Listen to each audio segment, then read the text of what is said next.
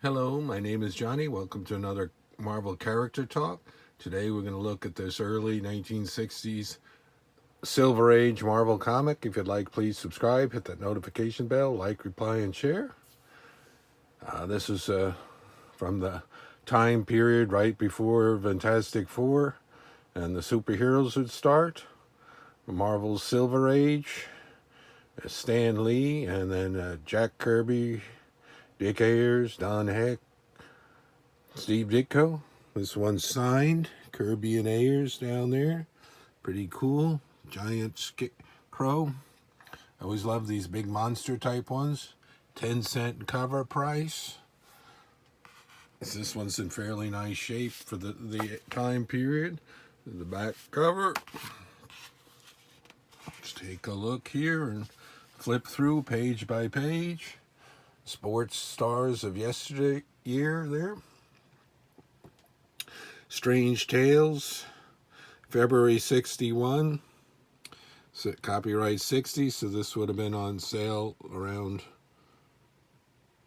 November of 1960, and the Fantastic Four's Human Torch would start number 101, so that was still 20 months away. So this is cool. The Scarecrow walks. Kirby and Ayers side in the corner there. This has a nice look to the pages. I just read this. So basically, they've got this mean rich guy that's going to cheat these folks on their farm, buy up the land because the government wants it, and because they're going to do a test, which they do. He's got the money. And look at this, instead of the powerful, more deadly than the gamma rays. This is being 1962 when the Hulk would get the gamma rays. These are the delta rays. And that brings the Scarecrow to life and makes him grow to gigantic size. And then he's driven to find this bad rich guy. He's going to go looking around till he finds them into the city. There he is there, calls him out. Jarvis Craigstone. I am your nemesis. Squishes his car.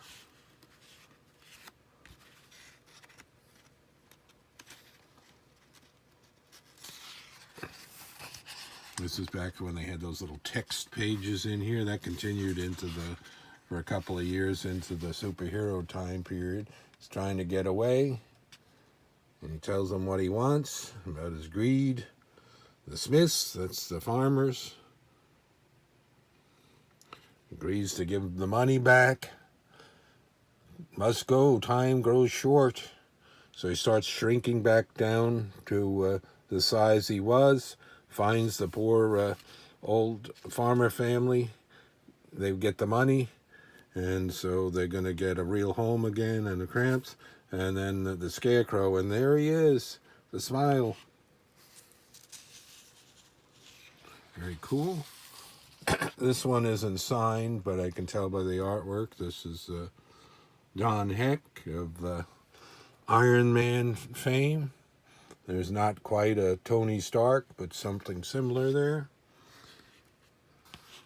This guy's looting stuff, finds some beans, doesn't care about that, and then finds the stalks. Going to go up there for, I think there's going to be a payday, and finds there's a real giant, tries to escape, but he really can't. He pulled back in, and then he finds out there's other crooks there, and there's guy's been capturing him, running the curio shop, the giant.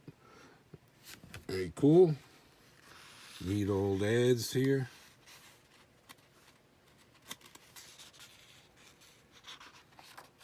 This one I wasn't sure. It's not signed, so I'm not sure who the artist is on this.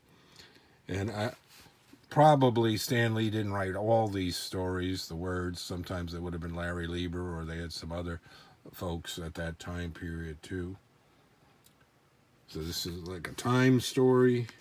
This guy thinks he's going back in time, and he's really in the future.